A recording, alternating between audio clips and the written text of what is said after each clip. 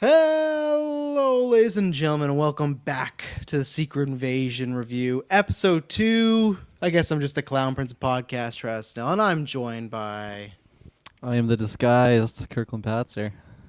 I'm Animar Caster, Dilmas. Hang on, he's thinking of a name. He's thinking of a name, clearly. He's really thinking Yeah. about it this time, isn't he? Yeah. Yeah, no. Very okay, patient. well, Okay. That is hilarious. he said, whoa, what's going on? Oh. What's Okay, going on? You got a name now? We just threw to you. What's your name? Shooter McGavin, Taylor Field. Well, Yes. had to think on that one. Had to think on that one. You gotta check out the He was a video little shy. version. yeah. After soon to be 8 years and 2 months, like, oh, I don't know about this podcasting thing, but yeah, go to the video and head down the description down below. Get everything you need to know: links, videos, audios, the Discord, our Patreon, which right now you got a month left to get us to 50 patrons, and you can get 5 bonus episodes. Everyone will get it. You can, oh gosh, what was I gonna say? What was it? Oh, any tier. That's what it was. Any tier you can join to get us to that number. And right now you can join, get that Patreon producer tier and vote on our next retrospective. We're doing a Margot Robbie one in honor of Barbie. Yeah, Taylor's looking really excited for this. I told him about this. He is so happy. You know, wow, this new baby must be messing with his Wi-Fi. But a shout out to the Patreon producers. Bring that back up. Aaron Brady, Neighbor Darkness, Josh Wright, Jack Grant, and Muds. Thank you very much. And you can go join that tier and be... Oh my God. We got a scroll invasion going on right now. Screen fuckers everywhere in here. But, Taylor, did yeah. you change your shirt in that moment? Were you always No. wearing that? Oh No, my I was always God, wearing now that. my mind is messing with me. But yeah, head over there. You get to pick the content, stuff like that. There'll be more polls coming up in the fall too, because we'll be doing Halloween retro, Christmas retro, of course, and stuff like that. And yeah, and you know, maybe I haven't done that. Maybe we should the next movie night. Maybe we should let the patrons decide and stuff. Actually, no, you guys did decide Venom. I forgot we had Venom early here, and that was something. But yeah, go check out the feeds right now. Dylan just dropped a Diablo 4 review. I just did Trash Told You on the Superman castings. We got what else as well? We got this, and we'll have Indiana Jones: The Dial of Destiny dropping in about 26 hours by time we record. So that should be a fun time. Go check out if you're just jonesing for some Indiana Jones and you want to know, hey, what did you guys think about it? We reviewed every single Indiana Jones, and next week we'll be doing a mini ranking episode. Taylor, where can they find us on all the social medias? Ladies and gentlemen, you can find us through the Internet Connection in the search bar. GeekVerse.ca is our home base. GeekVerse is our Twitter. GeekVerse is our Facebook.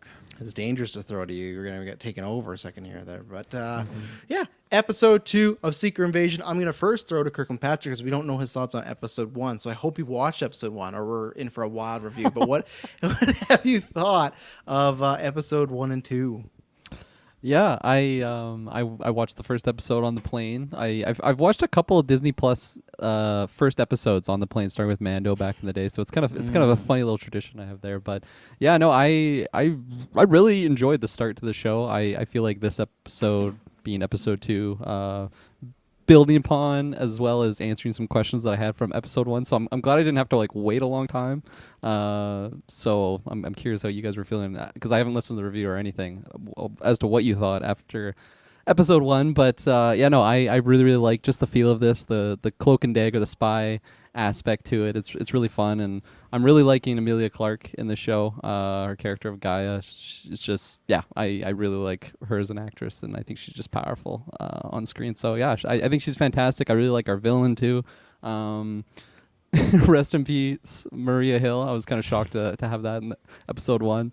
But I think Sam Jackson is, I don't know. I feel like I don't know how I feel about this Nick Fury so far. I'm curious how it goes along in this one, but he's Pretty changed, eh? He is very changed, yeah. And it is story reasons for sure. He's gone through a lot. He's been on the Sabre space station for a very long time. Some would say he hasn't been the same since the blip, you know. Some would say. A couple more people this week, even than last week. But yeah, overall, I'm liking the show enough. I feel like it's right around where my expectations were, maybe a little bit more. But yeah, good stuff so far. Fuck, throw that on a poster. Liking the show enough. Into Kirkland Patzer GeekVerse podcast. Dylan Moss, who's broadcasting from the OG GeekVerse basement going on right now. Now your dad's fun room and stuff like that. Fun room. That sounds pretty weird when you put it that way. It's not a barbarian situation. It's like he has records, Some swings, some poles. Yeah, Some, we'll bring it up. There's all music there. But sir, what did you think about episode 2? Yeah, so I'm still pretty middling on this thing in general, but I think last week where I was middling, there was 2 points in particular, 2 emotional beats with Maria Hill stuff, and then the guy as mom reveal, which were like kind of low points for me, as I thought those were not very well done. The rest of it was pretty middling. But I feel like this week it seems like a slight increase for me because it still is middling, but it doesn't have those 2 low points that last week had. So there's some things in here that I thought were pretty intriguing. A couple just particular scenes with some nice dialogue and some good character stuff that I was enjoying.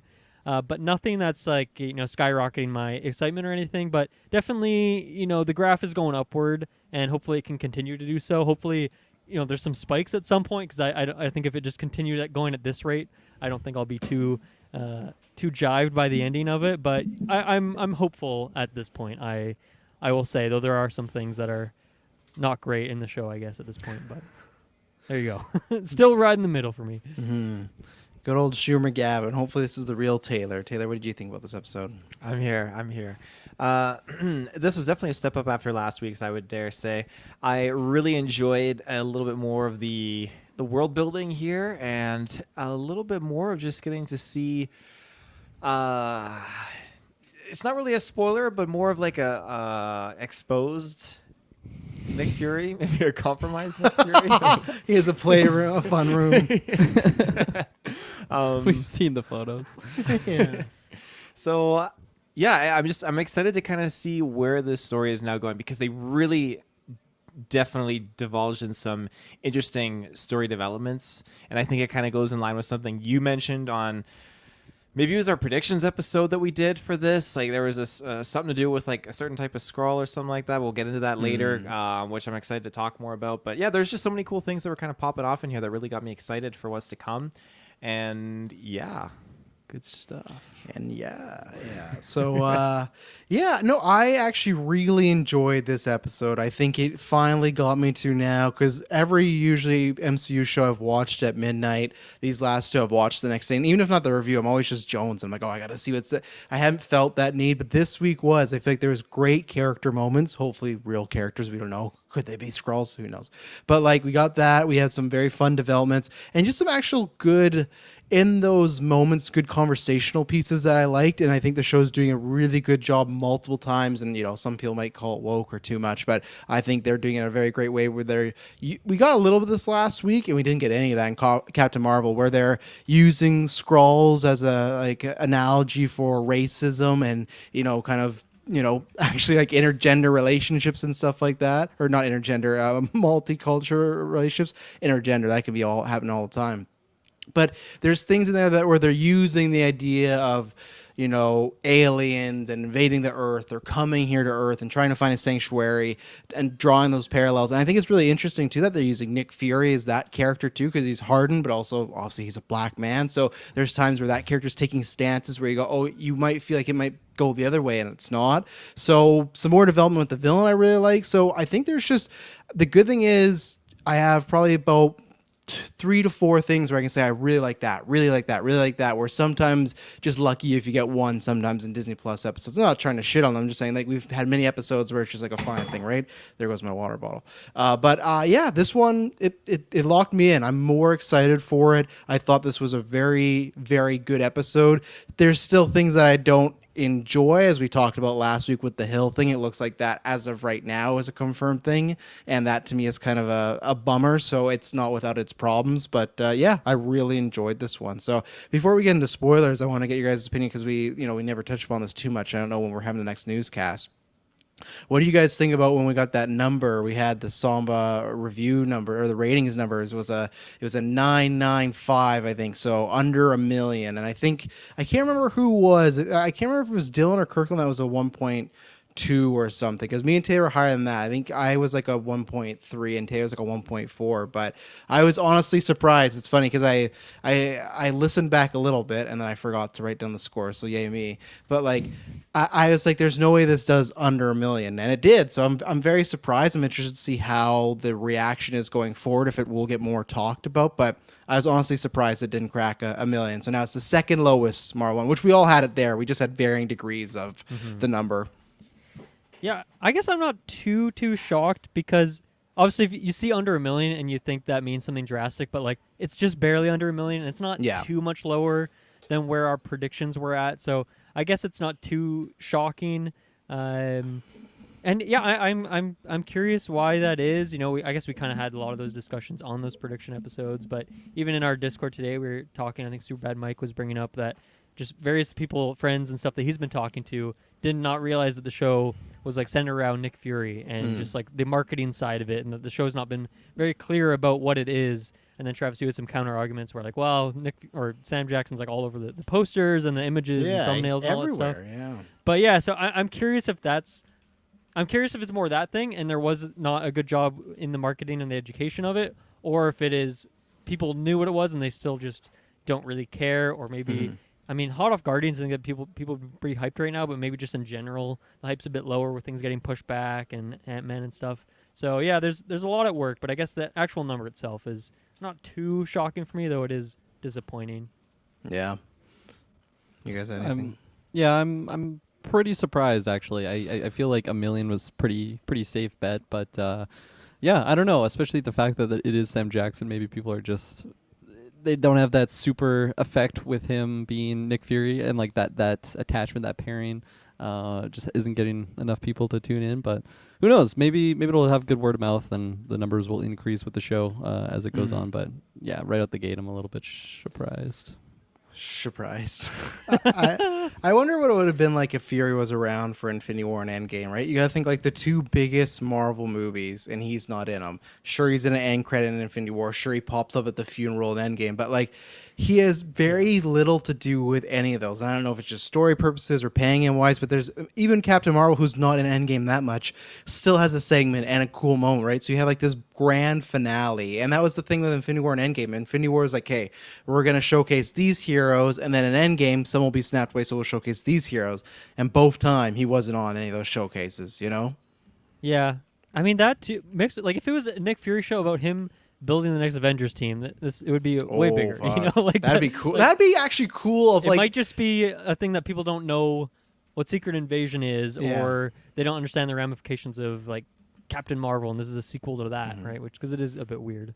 Or they don't care about Skrulls. Like, even though Captain Marvel may have a billion, maybe it's just that's the thing where it's like, we're so desensitized to aliens at this point. It's like, I just watch Guardians. There's aliens everywhere. I don't care about these other ones. And like they make a joke, like we'll get into it in the review, but they make a joke about like, what if the Skrulls took over the Avengers? And it's like that probably you'd probably sell more people if you had bigger, like if this was a movie, like our ChatGPT predictions thing like that. Like if you had like, oh yeah, it's a Tony Stark, but because it's just like, okay, what? Everett Ross, Rhodey, and the president might be Skrulls. You know, like it's not like a.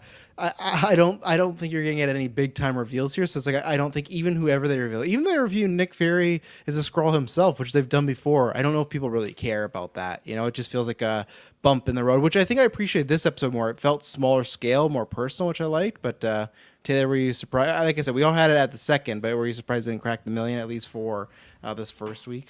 I'm surprised. I mean, I feel like people were just craving for something here with the like the Nick Fury and just kind were of they? Back. I think people. I hope. Well, apparently not. Name but I 5 hope the people were.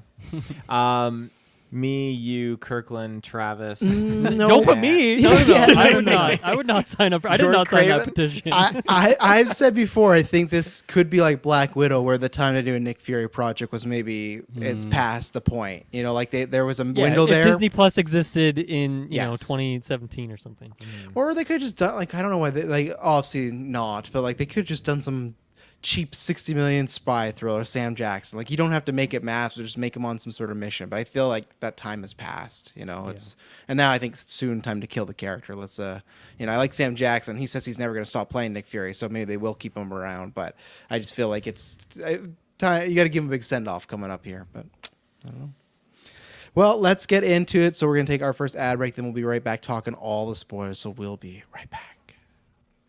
And we're back. So I'm going to throw it to Kirkham Patzer because he wasn't here last week. And, you know, whole plane ride, didn't listen to our podcast. That's fine. But where do you want to start? Which character, which reveal, what's going on, you know? Sorry, can I ask just one quick question of Kirkland too, which is what do you think about the intro? Because we had a whole discussion about this last week. I sort of liked it, and then I found out it was just like AI generated or something. And then like when I'm watching, I'm like, oh, okay, I don't like this. I like just the faces. Like I would Artists appreciate still more. worked on You it. hate Yeah. robots. It was a combo of AI and people, and they said that no one lost their jobs not over pro it. but robots. yeah. Yeah. So just I don't know. Like I feel like I would have liked. I Something do like a the robot overall would say. style, but I would have liked more detail maybe in the faces because it's just like a mix, and like that's what happens in that AI art, and it was Yeah. I don't know. That I Sam skipped it Jackson this time scrawl around. one is not good. The one where it's Yeah. like half his No. face, that one's Yeah. not good at all. No. Like there's some cool ideas in it, but Yeah. the execution I don't love. Mhm. But yeah, for this episode, like I was saying, I had some confusion after the first episode just with the relation of like what's the big bad's name? Gavik? Gravik. Gravik. Gravik. Just his relation like with Talos, which I hate the way they say that. I always want to say Talos, but they just are leaning in the Talos sign, and it sounds like nails on the chalkboard for me, but I'll get over it. But Talos relation with Gaia as well as Nick Fury as well as Gravik, and then this episode kind of filled those cracks a little bit more with the flashback, and I like just seeing like more of the Skrull rebellion side of it, and like their motivation, and just finding the I don't know, their motivation to fight. I feel like this episode answered a little bit more of those questions. I really, really like the character of Sonya. I really don't know fully what's going on with her, but Olivia Colman, I believe is the actress's name. I've only ever seen her, I think, in The Crown, and she's phenomenal in that. So Oh, yeah. see her in this, just knowing that she portrayed like Queen Elizabeth, it's like, man, she is such a badass in this, and I'm liking it. She's got a lot of sass and wit, and just good dialogue battles with Nick Fury in that first episode, as well as when she was doing the interrogation, just chopping that guy's finger off. I feel like I was so shocked by that moment. Yeah. I'm not used to seeing stuff like that in MCU, so anytime it happens, it's pretty like holy fuck. But And I mean yeah. that pretty much confirms that Maria Hill. There's no way that was a Skrull, right? Like she actually is dead because she would have transformed in that moment when she got Yeah. killed, right? If I there was think any so. confusion. But. Unless they like scurried her away before she transformed and stuff like that. Like to me, if they've done the whole funeral thing and Mother, and they just ripped off Civil War of like, oh, what you know for your country, like it's just like it's sad, depressed mom who lost child who's gonna chew out her main character. That's like the trope. If they do this and then later on reveal that she is still alive, then I'm gonna dislike it even more because like we didn't even have to waste time and do the whole funeral stuff. You know, it's just like just say she's dead, have Fury, which like I don't think I was very surprised when we got the flashback, which, you know, classic Kirkland attribute. I say we want to start and somehow he gets to the flashback, which is begin the episode. But that's fine. So we get the flashback, I didn't choose to do that. I know. I Just just laugh when happened. you It were just talking. happened. You're like, "Oh, that flashback!" I'm like, "Oh, the first scene in the movie, the scene." But which the Conditioned. the pre-scene one was really weird. It was just a recap of the Captain Marvel movie. That was so odd because it was like Yeah. 1995. And it's like 1997. It's like this is straight. Like it's fine. It's probably needed for people that haven't watched in a while. But It I was helped caught me off though guard. because it's been Yeah. a little while since I've seen Captain Marvel. So yeah, How I many appreciated people it. do you think watched the first episode or tried to and were like, "Oh, there's no like recap. I don't really remember what happened in that movie. Like, I'm gonna Lots. skip out." I feel like there could be because if I was not as into the MCU as I am, and I was one of those more casual people, I probably would be like that too. Like, I don't really remember what happened, and this isn't reminding me. So it is a weird choice. Like, I understand pacing wise, and I think actually from our perspective, for me it actually worked out better to like leave that kind of thing until a second episode, you know, get us set up in this new world, introduce our new characters and stuff, and then kind of backfill that information. It was good for me, but it was a weird choice. Yeah. So no, I agree. Captain Marvel is always one of those blind spots where it's like it made $1 billion, but I don't know how many people return back to it. And I feel like we're gonna find that out with the Marvels. And I think we're gonna find out that that was more of a excited for Endgame watch opposed to a Captain Marvel watch, you know. But what I found, so like we got that funeral, which happens later on. But what I found odd at first was it's not necessarily negative. I still scratch in my head about it where you have this scene with Talos and Fury, and they're on the train, and we'll get to that. I think that's a good scene.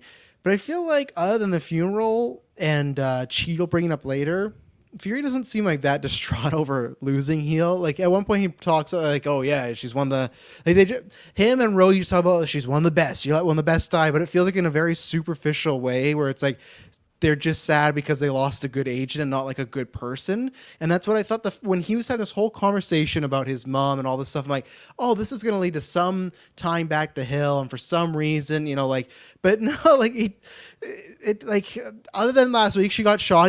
I was expecting just a little bit more, especially if this is the center of this character and Fury's definitely the closest one to her.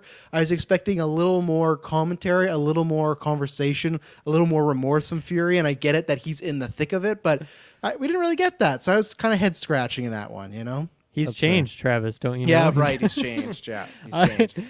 Do you guys think how much more flashback stuff do you think we're gonna get now that they cracked it open? I'm kind of wondering if we're gonna see a lot of that, and that's obviously an opportunity where Hill could still be in the show. And we were talking last week about how apparently that actress said, this is the biggest performance I had for the character, the most depth, and so maybe that is yet to come through flashback since they've at least introduced that they're doing a bit of that. I could see that. There are a lot of years to go through, right? Between 1997, the one we saw here, and I guess 2028 would it be? Because is it 5 years ahead from? Is that kind of how I we're doing think so. it, Yeah, it's 5 years ahead. I think. Yeah. Yeah. So 5 years later. Yeah, I could definitely see it going that route. Just because there's a lot more juice to squeeze out of that relationship, and I agree with Travis. I like the overall getting over Hill's death has been a little bit too easy for me with Nick Fury right now. So I'm hoping that there's just a little bit more in the tank for them to show here in this show, because I never had Maria Hill as like my favorite character or anything like that, but I was pretty shocked and sad to just see her depart that way. So I'm hoping I get a little bit more before her inevitable send off. Her mom was PO'd, which especially too, it was so that scene was clunky for me. One, I try not to be that guy, but I don't think the bum actress was the greatest. No. I just was No. I wasn't feeling I it. I wasn't feeling it. There's a few of those in this episode. I'm gonna be honest with you. And then when she's like, they keep saying I have a debt to, or like the country's in debt to you, and my daughter gave her life for this, but they won't even tell me how she died. And Fury's just like, she's trying to stop the attack. At this point, it's not aliens, it's not Skrulls, it's not invasion. It's just there was a bombing, and it's weird that like the government wouldn't say, hey, there were some terrorists back. Like this world has fucking Thanos. Like there was these terrorists, they're trying to do a bomb, your daughter was very brave, try to stop it, didn't happen, So it's weird that they're being shady about just like, as of right now, the world is just saying it's just a bombing, which I'm not trying to downplay, but in the MCU, it's just a bombing. So it's feel like they're trying to make Fury like get some credence, like, I'll let you know. And what a fucking asshole, he's wearing a toque at this funeral. Like, goddamn, man, like take it off for a second, like, like that's where I feel like with him not feeling much remorse, he's wearing a toque at this funeral. I'm like, did you care that much about her? I don't know. I'd be pissed if my kid's dead and there's her like confidant here just rocking a toque. It's like, it's not even that cold out, but He's disguising himself, man. He's undercover. Everybody wants him now. Yeah, graphic that the whole Toque time. is it's like his Joe in You hat. It just gives him invisibility. it's just like they have that meeting. Rhodey has that meeting, and they have all these slides of Fury everywhere, and then he's just walking around places, beating roads for like coffee and stuff. Like the balance of we need to find Fury right now to him just casually walking around. His wife's house is not like under any surveillance or anything like I don't know. It feels that's where there's some stuff about the show that could like need some tightening. Where I'm like, oh, I'm starting to feel it, but then you kind of lose it. But then I like the scene with him and Rhodes, so I don't know. I want to ask you guys about Kirkland, you said you are liking the villain, and Travis, you said this is a big jump up from you from last episode. So I didn't really feel that, so I'm curious what was it about him in this episode that did it for you guys?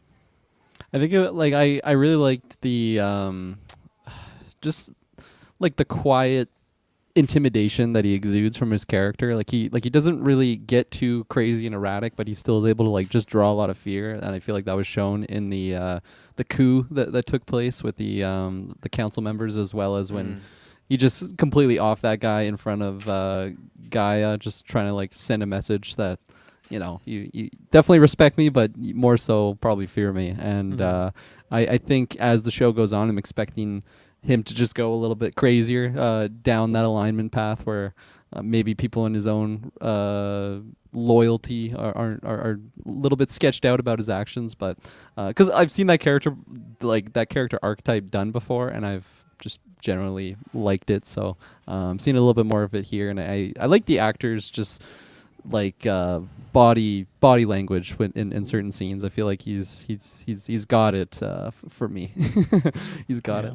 The only time he gets crazy is when he portrays Nick Fury. Look at him on the right there. This was my obsession last week, Kirkland. Like his, like I was like, why did he do that face after he shot it? Like that overall sequence, like with the Maria Hill, like shooting, I'm like, man, like Nick Fury's just lost it. There's so many times when he just had him in his sights and he just didn't pull it. I'm like, I'm hoping it's just because he's really, really old and not just because he could have prevented Maria Hill's death if he just killed the guy that he was after, but he didn't want to pull the trigger.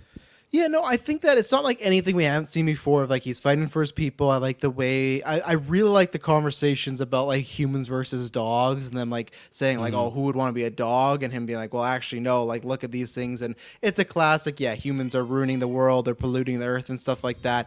I get that narrative, and I like the actor so far portraying it. I think I really like the flashback aspect though. I know them. That's the thing of show don't tell. They can say, oh, he's been a kid there for years, he's been a part of the system for years. But actually just see him as a small child, and you see Fury, he does this big speech about how we're going to find you home, it's all going to be okay, and he like makes them turn on themselves, like you got to change into people, you got to do exactly what I say. And even what I found, and it's fine because Fury's kind of an iffy character, the fact that Fury not only said like we'll get you home, is like you have to help me protect the world. So it's like he's like using all these people, like his pitch is like help me and I help you, but really it's kind of strange. It's a little imbalanced. Yeah, that's what I like. They have no bargaining power either. They just have to deal with it.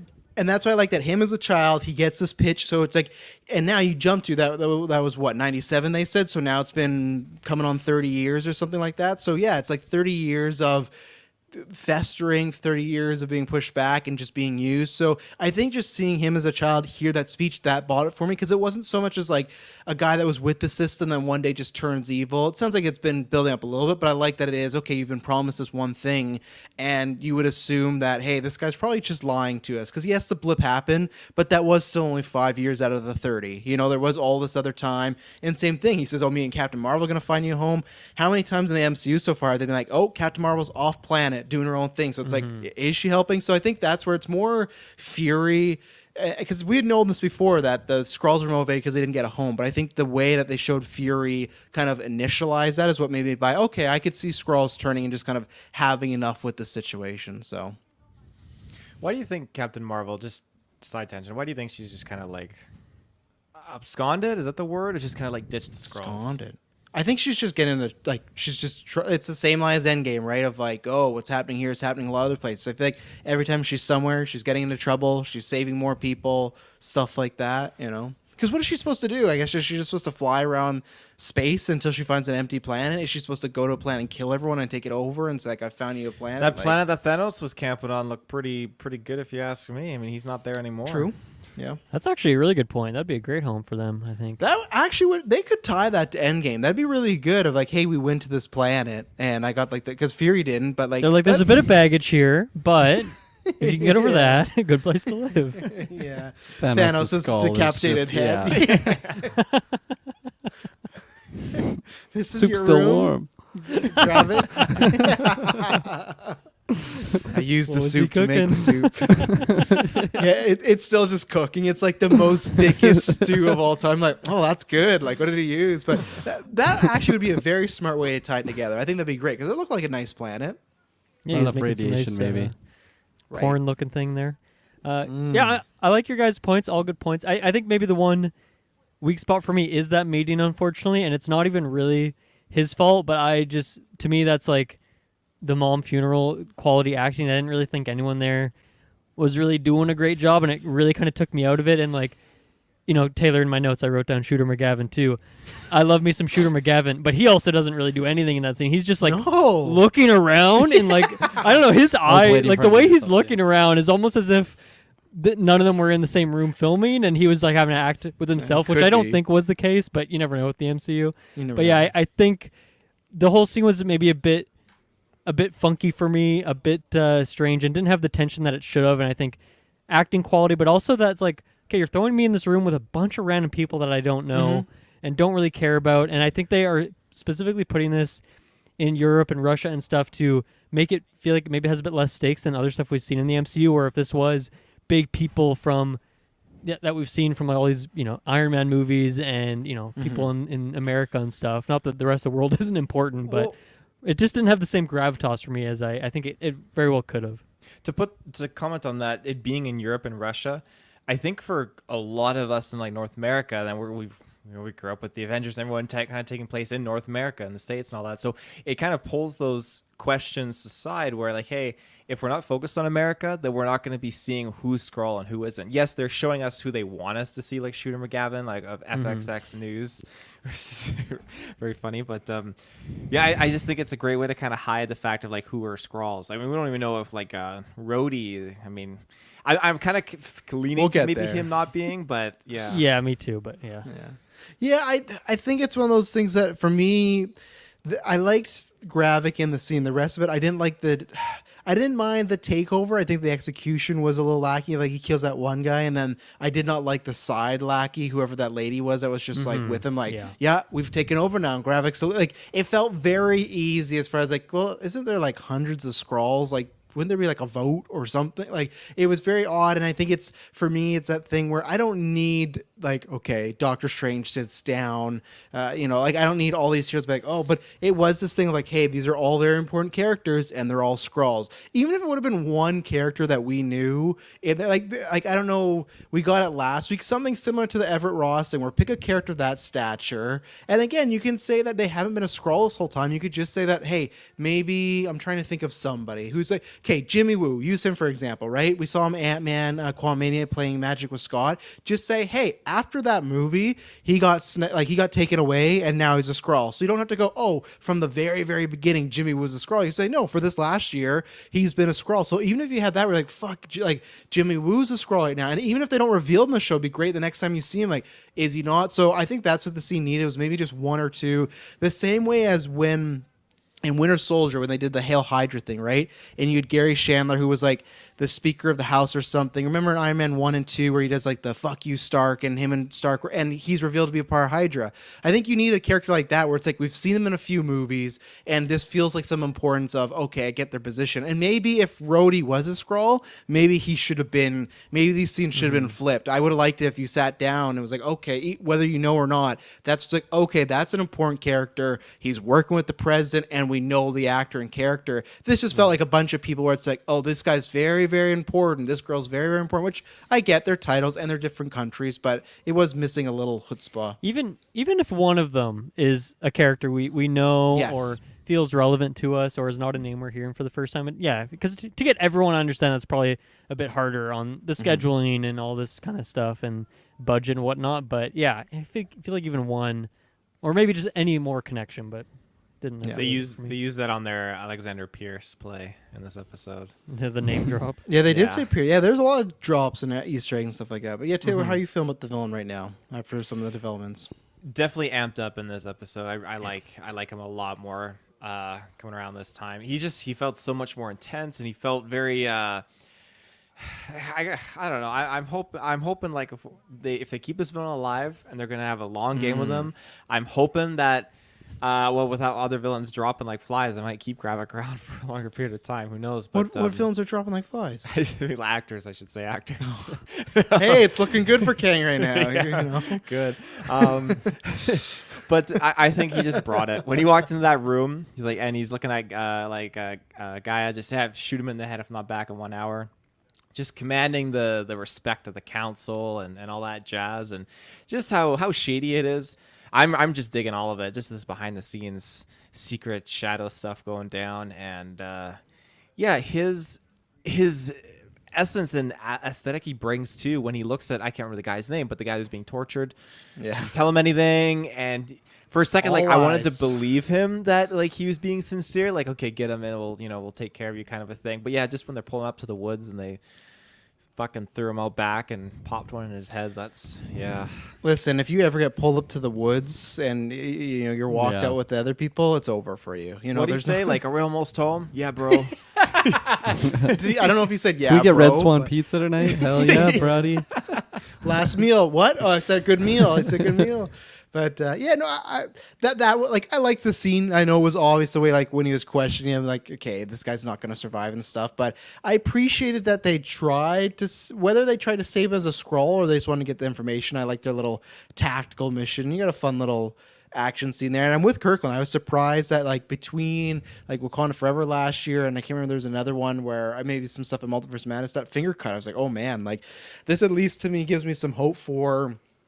Because there's been this rumors of Daredevil being a bit more mature, and if we get a Punisher show as well, I don't need to be Netflix style. But even that, it's like just like as they cut the guy's finger off and they literally show the camera and you see the bone, it's like okay, I was not expecting this, so it is a bit more of a mature Well, one. So isn't it like different considering like it's an alien, so they can kind of get away with that a it little was still a finger and a loosey-goosey? bone though. Yeah. Like it's still it like felt like red blood. But I feel like too. Disney's Yeah. kind of like beat shredded the line across that with like aliens being like yeah. killed and But I stuff. feel like when she cut the finger, it was still a human finger. You know. Like if it had like green blood or something, I feel like it Yeah. wouldn't have been as intense as seeing what's inside of me, Taylor. yeah. I don't know. We still see a bone. We saw a bone. You know, bones strike. Yes. Bones are striking. Bones. Anything else on Gravik or some of those developments, or anything else on Olivia Colman? I'm with Kirkland. I liked her scene. I'm excited to see what she's kind of up to. Like she needs information, but exactly why does she need this? So No, I love that scene with her just interrogating that guy. Just I don't know. There's something about how playful she was in there that was menacing, right? How much fun she was having, and how much it felt like another day at the office kind of thing. Like she does this all the time. She's so good at it, and even like the intimidation factor of like, I'm gonna do this the easy way or the hard way, which is all kind of classic dialogue. But even like the thing to me, the finger, it looked very cartoony. It was very quick. I didn't really think it was too intense or anything. More than that, there was like this torture she was using of like boiling his blood while he's alive was like that was pretty intense. So yeah, I thought that was a really good scene and a character that didn't do too much for me in the first episode. I thought she was good enough, but I'm happy that we got to see more of her because I didn't know if like Fury going over and dropping that camera in her office meant that every time we'd see her would just be her talking to someone in her office and all of her scenes would be just her in this one place because Olivia Colman's probably not a cheap actress to get on your show and stuff like that. But I'm glad to see that she gets to do some more fun stuff and that she's really smart. And now I feel like, okay, she's a power player in this world and I got to keep my eyes on her because even, thinking about the escape plan, all that stuff, like she's thinking multiple steps ahead and that's really cool to see. Maybe I missed it if they already unveiled it, but I was convinced that she was a Skrull in this, or at least she had super strength. Really? She like ripped open the locked door, and the guy's like, "Oh, it was locked," and she's like, "Well, it's unlocked because I'm inside now." Because they needed to emphasize like that door had a lot of like restraint to it. So I took it like, "Oh, is she a Skrull?" That's an interesting or point. I can't remember.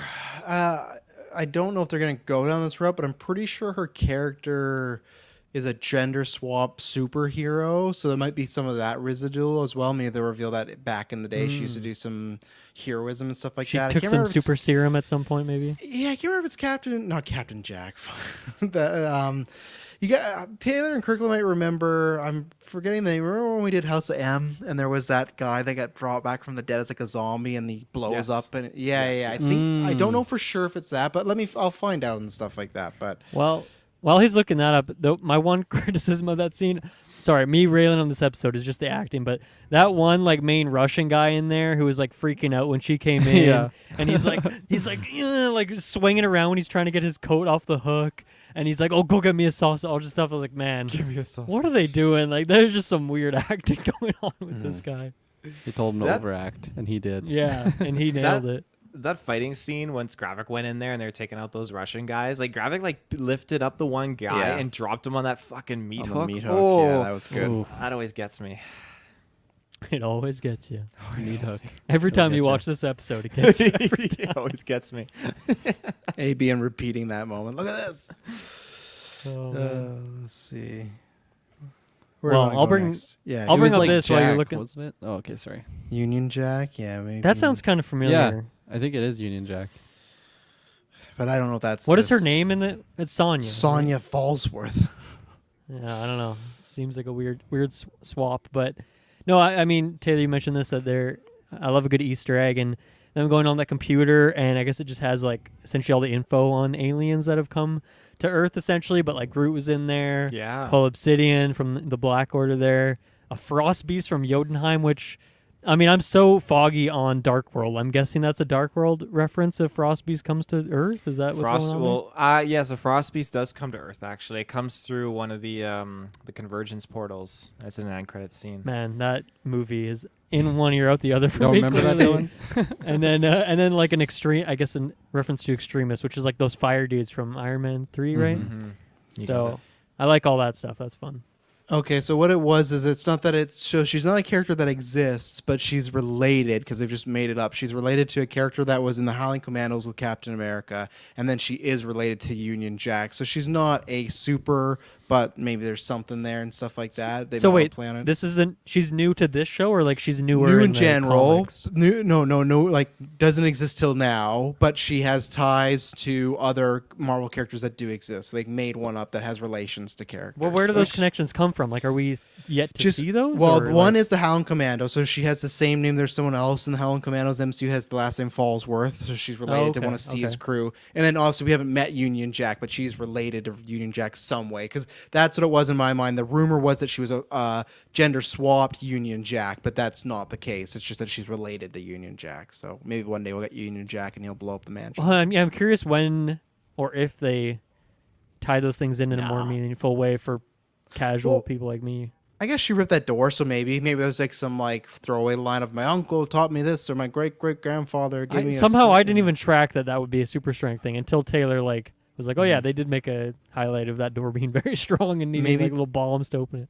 Maybe it's just like a weak metal, like it's been really rusted and stuff like that. But yeah, no, we got the Pierce thing, we got Hydra stuff. I really liked what you guys were talking about there. The Groot, Cull Obsidian, which is great because his hand got cut off. So it's like, of course they take that. So I kind of like that they're kind of just tinkering with things and almost explains. I don't know if that's a power or what the deal is. We've seen the Skrulls now, they can take those memories and put them in their own. So it shows they're also, experimenting, doing things. So that's fun little Easter egg stuff where it's like you could have just had her looking at anything, but the fact you throw those in there, that's where it's like for the GA, it's not gonna matter. But for us, it's like, oh, that's a ticks a little box. Like, okay, that's cool. That's the Easter egg stuff I like. So It would have been cool if they had like Thanos and like all those Thanos other cock? things. Yeah, Thanos cock. Thanos cock.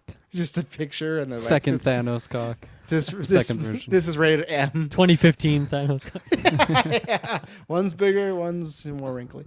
Let's take a second ad break and we'll be right back.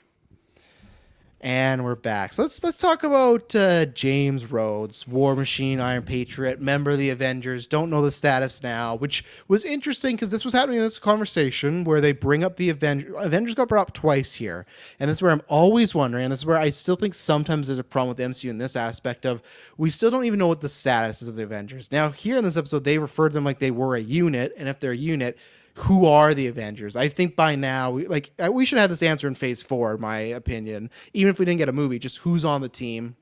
But you had, Garrick? Why do I always forget his name? Gravik. Graphic. They brought Big up gravity, but then ick at the end. Ick. Gravik. Gravik. Sounds like a club that Stefan would pitch, like, New York's hottest club is Gravik. But, like, so someone said to him, what about the Avengers? Like, I got a plan for that. We don't know what the plan is. That's not going to happen. But, okay, he's got a backup plan. Man with a plan. And then later on, Rhodes and Fury brings it up, and Rhodes says, like, should we call in the team or the big team, whatever it is, obviously inferring the Avengers. And again, I guess that means he's not on the Avengers because in Age of Ultron he was, so I guess he's retired from the team now. I don't know. And then I don't know. It was a fun alluding to the comic books of him being like, well, we don't want to get them involved because imagine a Skrull as an Avenger, which I think is fine. It's a little kind of a like cheap way out of it, but It's good enough for me, to be honest. yes, I agree. It's a check mark. But yeah, this was my, also we're going to talk about him as the Skrull, but this was my favorite moment of the show was I loved them talking about the Skrulls. I loved the whole conversation about race and how they're bonded, but that doesn't mean they have to see eye to eye on this stuff. I love the idea of, hey, we want to take power away from the lazy white man, but we don't want to just take this power and give it to the lazy man that looks like us. I love that whole back and forth about Rhodes is trying to, or whoever this Rhodes is trying to pitch that, yeah, we got to get the power, but what we do with it, where Fury is very careless, right? We saw he got fired in this. So he's officially, I guess, not with Saber or Sword, whatever it's going to be. He's a free agent now. But I loved everything, the real world conversation that felt very Black Panther, Falcon Winter Soldier. And then I loved tying that into Skrulls and Fury. Like I said, I was very surprised at him just saying, and he said this to Talos earlier, that Skrulls and humans will never live together. Like that will not be a thing. Or like very much like early, well, not even early. There's still stuff like that, right? As far as race and the idea of, you know, a white person and a black person or any orientation can't be together. So I was very caught off guard, especially we'll talk about the end, what's going on possibly with Fury, that he was said that no, like we can't coexist. Like we have to figure out this issue. So I loved everything about this scene. And yeah, I think Rhodes is a Skrull. I just think he's acting he's always picked the government side, but I feel like he's just asking a little sus right now. So I think it's going to happen. I guess my question is if this version was a Skrull, like where is the actual Rhodes? Because I was thinking, okay, is it a situation in which actual Rhodes is out there and then this one just comes in to do certain evil things, but his job seems, well, not necessarily public, but he's not hidden enough, you know, like in the background that he would find out if this other version of him was out there, so he must be kidnapped or killed or something like that. So I guess that would make sense. But funnily enough, I went the opposite way. I was like, this made me feel less likely that he would be a Skrull. And then honestly, for that scene, I think you kind of nailed it. You kind of covered everything that I would say. I really liked it, and for all the reasons you mentioned. I'm wanting it not to be him because it reminds me, Dylan, you never watched the Snyder Cut, but there's this great scene between Lois and Clark's mom when Clark's like passed away, and they're talking and stuff like that, and then Lois's mom walks out of the room and she turns into Martian Manhunter, and I was always like, oh, that's lame. Like Lois just had this conversation with Clark's mom, but it's not Clark's mom. So that's where I guess actually it's funny you say that. Maybe I am more leaning towards now. It's just it's the political stuff that makes me think that, and him just being very like we can cast like after everything they've all been through, for him not to like stick with Fury. I get that Fury's like. I feel like they're just like, yeah, you let those people die. You let Hilda. It's like, is it just his? How's it just his fault? But would a Skrull be more or less incentivized for the Avengers to be involved in just anything in more? General? And he did pitch it. Yeah, right? Actually, it would be more. He did pitch it. He would be more interested in having them come because it's like Fury said. No, if we get them involved, then they're gonna pose as Avengers, right? Yeah. But my point is, if he gets revealed a Skrull, I'm disappointed because I don't know. I guess it still works because I thought the idea of him talking about race and then sharing that bond of being black man. Sharing that blonde. Yeah. Oh, we got this Skrull. He looks real Got the good. wrong episode. Yeah. When we meet real In Rhodes, the fun room. Yeah. When we meet real Rhodes, his hair's just growing out. He's like bleached blonde and stuff like that. But I was gonna say that would him being a Skrull ruin that race conversation. But really, I guess if you can. They're using Skrulls as an allegory, so I guess it still kind of works. So maybe I'm somewhat in the middle. The only reason I want, if he is a Skrull, I hope it's after Falcon Winter Soldier, because I think it's the same thing that I really like that conversation he had about Sam with about, hey, I guess it still works as a Skrull, but hey, being a black man and being Captain America, like there's a whole bunch of challenges that are going to come with this. I don't know if it ruins that scene, if he just like morphs into a Skrull and we get like the Jake Gyllenhaal barf and they just zoom in, but I guess it could still work as a Skrull. They've studied, they've been on the out, so I feel like I'm like a 60-40 for Rhodes being a Skrull. So not fully there, but I'm leaning there, even though I kind of don't want it. So yeah, I think I'm 60-40 that he is not a Skrull. I feel like I would really be in the camp that he is a Skrull if they didn't have that really good conversation with Fury. Just because I feel like the motivation behind that conversation wouldn't really benefit a Skrull. Like he wouldn't have to go that deep on that conversation. Yeah, it could have just been like, no, you're out, Norman. You know, like that. He's just that's the way that it goes. But at the same time, maybe because they do take their memories, right? So maybe that's just another way to really sell this Rhodes as being the real Rhodes, even though it's not. So I feel like him being in that political position, especially dealing with the president, who's most definitely a Skrull. I feel like it could definitely be like a double scroll, like especially with just how close Rhodes was to the president. I feel like I'm not used to that at all in the MCU. Like I never thought of Rhodes being as like the right hand man of the president. Or Well, he was though in Iron Man 3. Remember when he was Iron Patriot? They rebranded him as that because he was kind of the right hand man of the president. Okay, so it yeah. has happened. So he has a There you go. history. But it's what did you say? You had some sort of good point there. Can't remember. buddy. just him being in the political No, not position with the yeah, president yeah, no, being- yeah. They're just getting. Oh, that's what it was. If the president's the scroll, I was expecting him to be in that room with Gravik. Yeah. That's what I was like. Oh, here's the reveal, and it wasn't. So that's why I was like, maybe I'm wrong about the president, but I Or still maybe think that's he too is. soon, and they got to pace like True. their scroll reveals. Yeah. Yeah. Well, that kind of goes hand in hand with what Rhodey said too, right? Like the president can't just come here on a whim. He's the most powerful leader of the most powerful nation, and he's busy and all that jazz. So Yeah, maybe they're very- using that as an excuse for something else. Lots of America propaganda in this episode.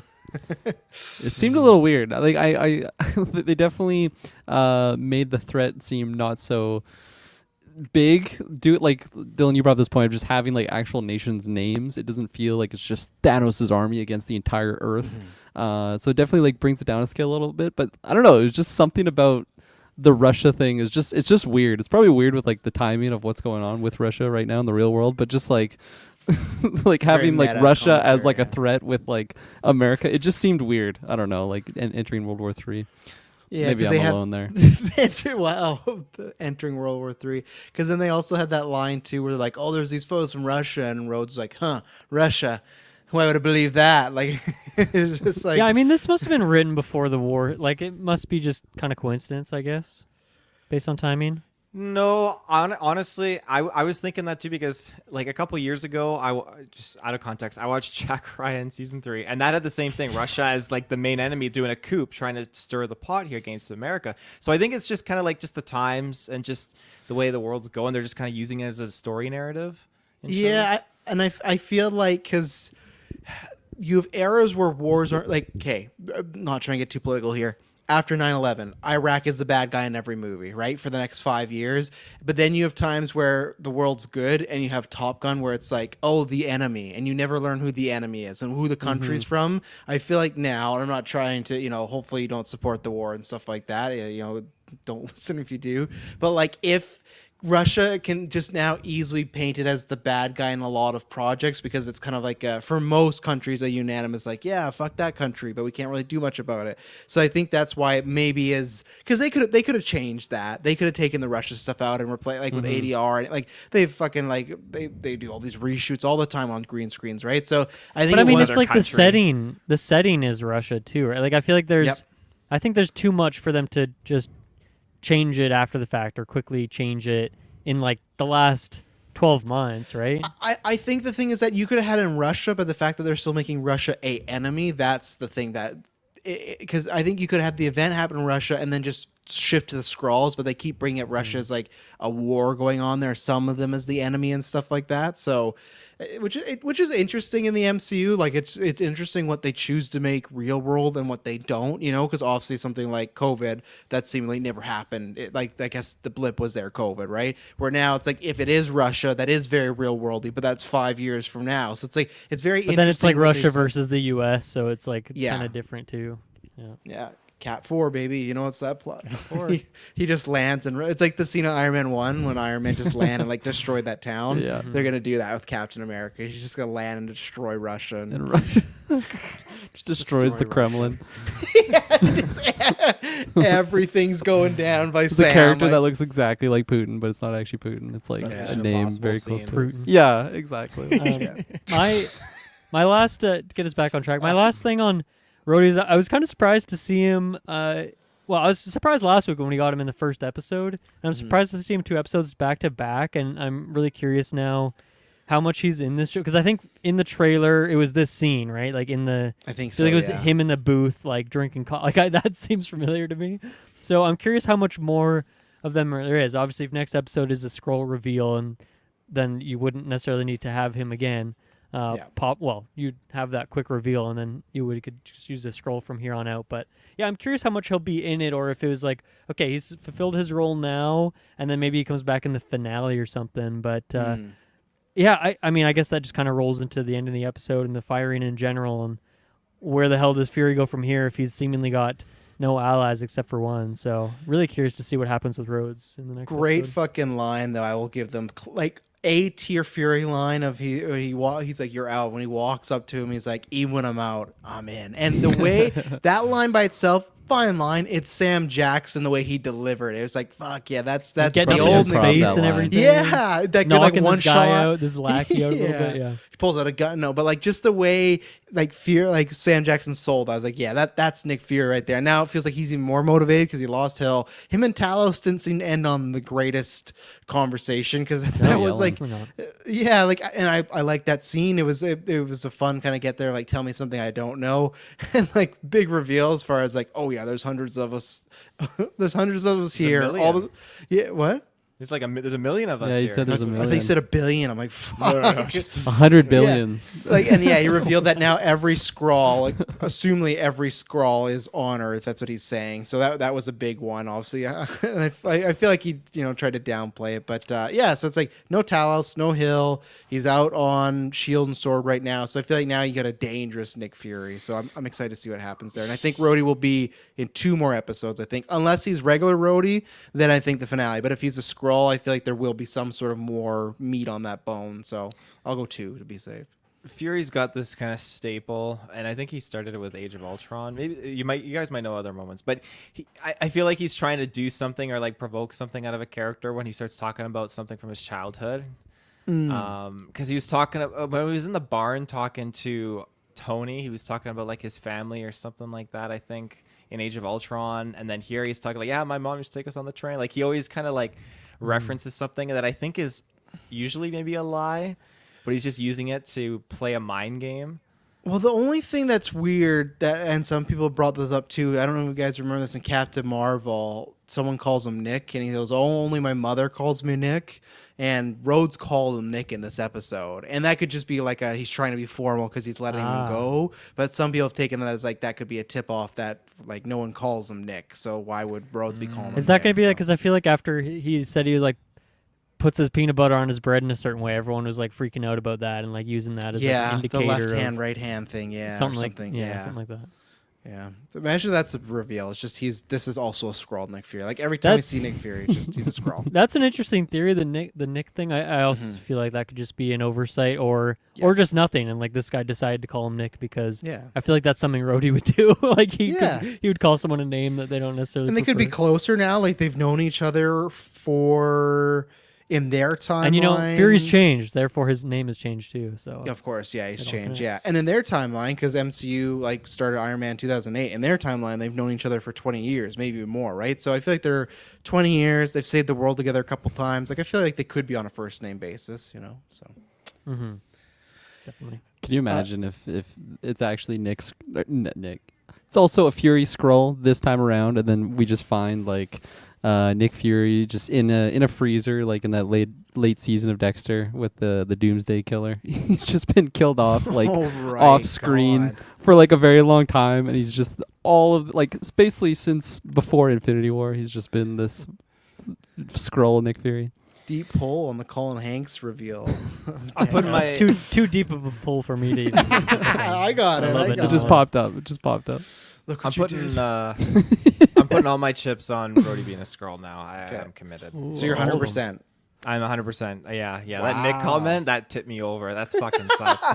Did you Okay, catch so- that, or like just when Travis said that? Just when Travis said it, Okay. that's a big red flag. Okay, so I'm 100. Taylor's 100. 4 he's a scroll. I'm 60 he's a scroll. Kirkland 60 is not. Dylan, what's your percentage and where are you? Which way? Oh man, It's tough when you get the numbers. I'm gonna say not. I'm gonna say not a scroll. I'm gonna go 20% scroll, 80% not scroll. 80%. That's strong. Okay. That's strong. Not all the chips. It but sounds almost there. 80, but like honestly, I'm not really. I'm probably more in the 50-50 camp, but that's boring. So I'll go. Yeah. I'll go 80-20. Very strong. Well, speaking of scrolls, so then Nick Fury's fired, stuff like that. We talk about Gravik. He assassinated that guy. We're talking about the end of the episode. So then we get to Nick Fury's driving. He's driving home, and then we get the shot of there's some scroll cooking some meat or something, some food, preparing dinner. And what happens? Nick Fury pulls up to the house, and you think, is this going to be attack? Is he going to pull a gun? Nope. I wasn't really thinking that because he walked in pretty calmly. But he walks in. She's like, oh, you forgetting something? Puts in the ring. I should mention now that this Skrull has turned into a human. So it's the same kitchen, same person, the Skrull, a human, and then they kiss and they hug. And so it seems, Nick Fury is either married to a Skrull or a Skrull's posing as Nick Fury's wife. But I kind of, the writers suck, and I kind of, they said something of like, oh, it's in the script, but it's not on the show, the answer. So I'm like, well, that's boring. But I thought the reveal was very fun, and I'm excited to see if they play with that a little bit more. And that's why, too, I would like it if he knows she's a Skrull and is married to her, because that whole line of that we can't coexist and they can never live here, I think that brings a lot more like layers to that of like, hey, how does he feel about all that situation? So I don't know how it's going to play into it, because the writer said some weird stuff of the answers in the script. You can go look for it if you want, but then they on purpose in the show left it ambiguous. So Wow. Weird decision. Yeah, I was 100%. I didn't even really think about the potential that he didn't know she was a Skrull. It didn't even like cross my mind. But now when I think about it, it is kind of weird that the initial shot she's Skrull form, and then she transforms at some point. But he also entered very quietly. So like, how would she have known? She got like a spider sense, you know? Camera on her phone. A camera on her phone. But like, presumably this is the first time she's seen him in many years, right? Because he came down from the beam and he hasn't been home yet since the show started. So for her to have those senses, to be like, someone entered the house and it must be Nick, and I better transform quickly so he doesn't know. Well, it could be anybody though, right? Because maybe she doesn't want to reveal to anybody she's a Skrull, so it doesn't matter who's coming in, she's transforming. But right? like, why would she even be Skrull form if she's trying to hide?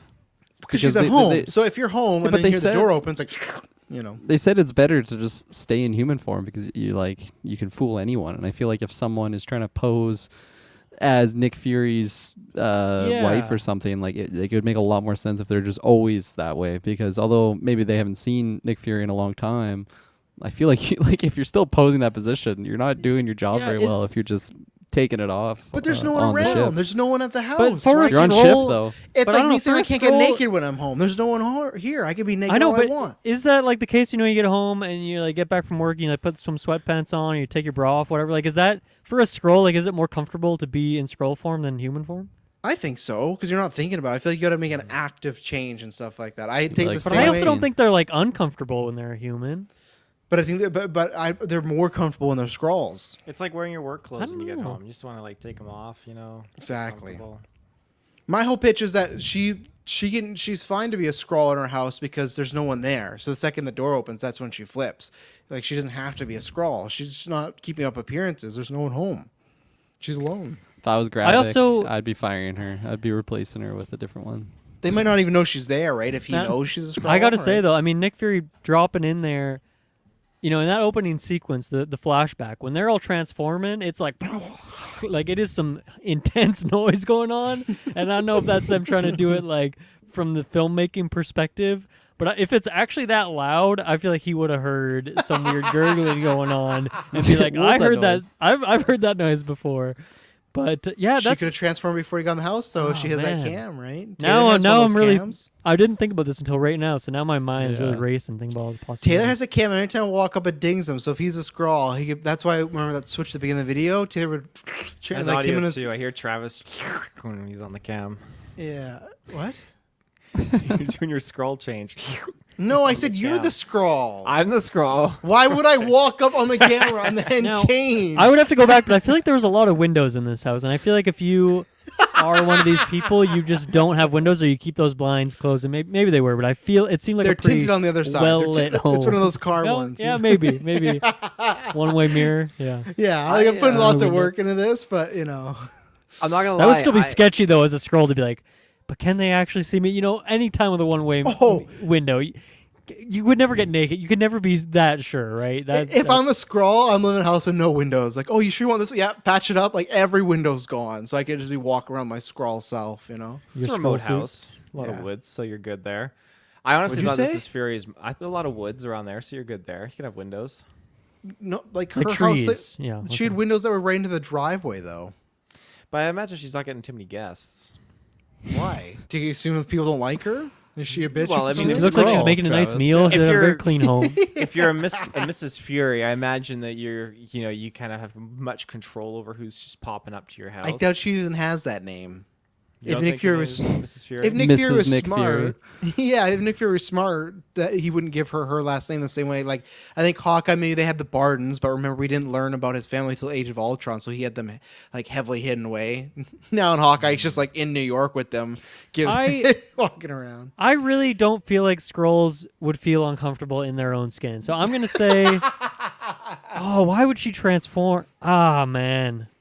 It's very weird. I gotta say, I feel like she's definitely duping him, and that's gonna be a thing in the show. I feel like that's definitely the case now.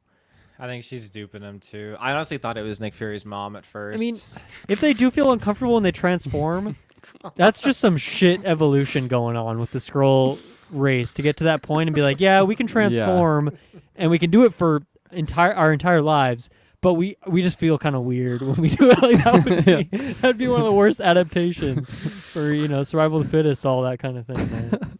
You just feel like you ate a little too much. You know, Yeah, you feel a little bloated, it's not nothing too crazy, but it's a little bit inconvenient. just a bit itchy. Like, So I'm Taylor, gonna when you're hang sorry. on, when Taylor, when you were watching this, and then she asked him about a ring. So was there a split second where you thought Nick Fury was married to his mom? that none of it clued in until they started making out. I was like, okay, that's the line is drawn now. Wow. This is What definitely did you not. What his did you mom. think when she asked his about mom the is ring? 20 years younger than I him. didn't know I don't know. I mean, it's just Wait, so you think Nick Fury's also a Skrull then? Because no. I thought he was being duped all around. To be honest, maybe He his was his mom the died Skrull in the took over his Skrull. mom's body. Yeah, some sick game. And then he playing makes That's out with her. Yeah, that's what's gonna happen. They're gonna be mid making love, and she's gonna turn right into her back in the scroll. Yo, what's gonna happen?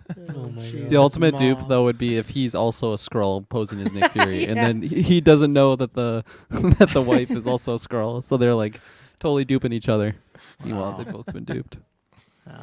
Crazy. I'm gonna predict that she is not duping him, and she's just a Skrull who's married to Nick Fury. That's my guess. I don't know. I just feel like the way that they handled that scene is a little bit weird to me. Maybe it's just trying to show the audience, and if that ends up being the case, that's completely fine. But it's just weird the way that was done, and I'll probably look back on that and dislike it a little bit.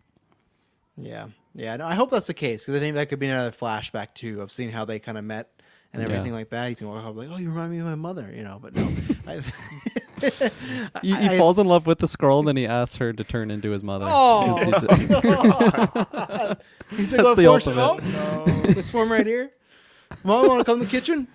Because we don't Marvel's know worst show ever. Because Not illegal if we do it this way. Yeah, because again, we still don't know about the guy that Talos took over. We're never gonna get that answer. Like, is that dude just dead somewhere? Did they kidnap It's in him? a Like, freezer, like the Doomsday Killer. yeah, you got Fury, Talos, and the Doomsday Killer. Look what you did. Oh God, what was his name? Oh, what was the Doomsday Killer name? Fuck. Oh man, it was a stupid, silly reveal. Because episode 1, everyone's like, "This guy's not real," and then the Travis big reveal is Marshall? real. Travis Marshall. Travis Yeah. Marshall. I forgot his name was Travis. Oh, it was awful. Fuck the Doomsday Killer. Go check out. I did a Dexter retrospective a couple of years ago, and Dexter New Blood we all reviewed. I'll pull up my notes, but I think I got everything here. My last thing, you briefly mentioned it, Travis, was the scene of Talos. I'm trying to remember that too, Kirkland. Talos and Fury on the train. One, I just like a little bit of Skrull trickery, in a case where we, as a viewer, know everything that's going on, and he just gets to use his powers to mess with some people, and that kind of thing is fun. Very superhero movie sort of, classic tropey thing. That was fun, but I really like the dialogue between them. I think it really ran the gamut of like them just casually talking as friends and just two dudes getting to act, and just like have a good scene together. I really liked that. I think by the end, a bit of their turning against each other, it seemed like kind of classic, a bit forced of like, oh, you got to have the best friends split up so that they can have that eventual moment where they get back together kind of thing. And then, of course, he freaking has that line too of like, oh, you've changed, Fury, and all this shit. So a bit too much of that, but for the most part, 95% of that scene, really, really enjoyed those two. And yeah, I feel like Ben Mendelsohn's right, that actor's name. I feel like Yeah. I don't really have too much of a opinion on him really after all these years of seeing him in things here or there. But I really liked this scene. It's a subtle scene. There's not too much. I mean, I guess they get pretty heated at one point, but I just thought it really good from both of them, and I really like the dialogue and the little journey we went on between them there. And hopefully they come back together sooner rather than later. I hope that's not like the Yeah. final episode. Okay, I got my armor, you got yours. Let's take down Graphic. That might be a bit too long to wait. Yeah. Yeah. I did like that scene. I found it kind of funny that like he changes his identity to fool that individual that's looking for Fury, and then like a couple of minutes later they're just in like a shouting match like on the train in the cart, and I'm just like, man, I understand like these are Russians here, but like I feel like although they might not understand English, they should be able to hear some just shouting going on and investigate that a little bit further. But other than that, I really like that scene. I swear next week we're gonna get his wife saying he changed. I guarantee you that's gonna happen. Like just Change, like, Fury. You change, so yeah. And even then, like even if it was just a human, I'd always be interested. Like, okay, what's Nick Fury's wife's life like? And I don't think we need like a solo episode, but just like how they meet. What is that? Because like you're marrying a person that you're probably not seeing very often, and you probably think they could be dead half the time, right? Like every time you would see them would be a surprise with the job Nick Fury has, right? He was away for 5 years, so yeah, some juice to potentially A lot of questions there for sure. slurp up there. Yeah, so yeah, I checked my notes. That's everything. Anything else to shout out before we end the shindig? Taylor? No? Okay. He's He drawing trans- a blank. he tra- he Just like in the transformed into a intro, he doesn't chair. know what to say. Yeah, he's off his game since he's changed since he had a baby. He's He's changed. He's Yeah. changed a lot. He's I don't like not this bring dude on. Taylor. Yeah, it's not been the same since the pregnancy. But yes, we'll be back next week for episode 3. We're already halfway there. Classic 6 Crazy. episodes. Yeah, we'll see how that's going. But yeah, episode 3. Look out for it then. Thank you very much for listening. You'll hear from us next time, or Indiana Jones, and it won't be boring. Bye-bye. Bye.